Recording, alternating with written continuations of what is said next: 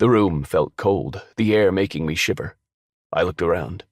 I was alone, abandoned by one of the few people I thought I could trust. I shut my eyes, pressing the cold steel to my skin. "Stop." My eyes flew open at the sound of her voice. Cammy stood in front of me. "Don't do this." "I have no choice." "You do." She extended her hand.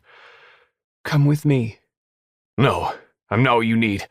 I'm not what anyone needs." "If you do this, you'll never find out." I shook my head, pressing the gun closer. I felt her leave. The darkness surrounded me. I squeezed the trigger.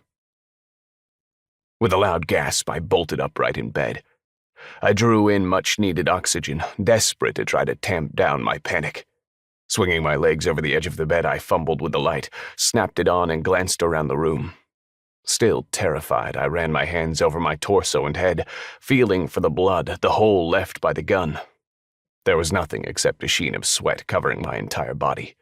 Desperately thirsty, I reached for the water bottle on the nightstand, drained it, and tossed the bottle to the side. I hung my head, feeling my breathing return to normal and my heart rate slow down. It was a nightmare. Not the first, and certainly not the last I would have. However, this one was different from before, more intense than ever, vivid with the last image of Greg. I knew his death was still on my mind. It lingered on the edges, drilling itself down into my psyche and coming out when I tried to sleep. The last time I'd had a really bad dream, I'd woken beside Cammy. She'd soothed me, held me close, and comforted me until I fell asleep again. When I was wrapped in her embrace, the terror hadn't returned.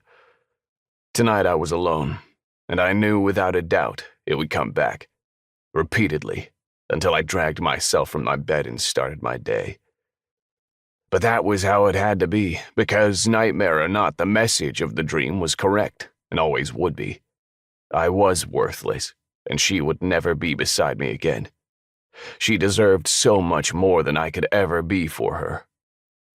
I rose and grabbed a pair of sweatpants. I'd work out, then head into the office. At least there I could be something other than what I was in my dreams.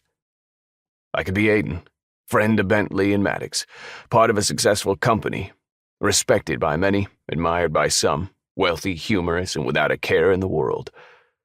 It was a great cover. No one ever looked past it to my real self, the one I kept hidden.